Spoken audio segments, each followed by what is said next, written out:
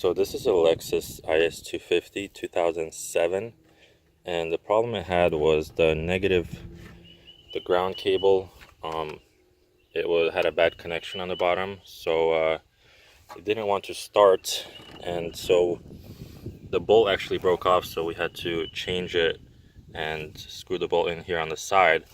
But once that was good, it didn't want to start. The battery was good, and when you turn the car on, it would have the battery light here, and if you would push the button, it didn't do anything. It didn't crank or start the car.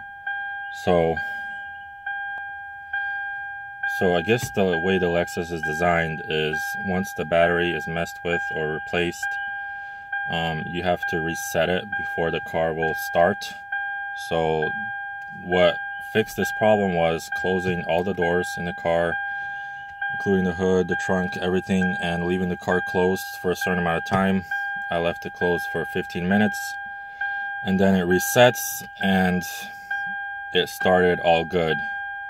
So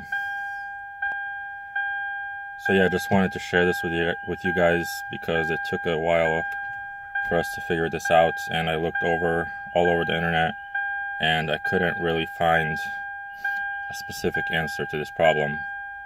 So yeah, hope this video helps somebody.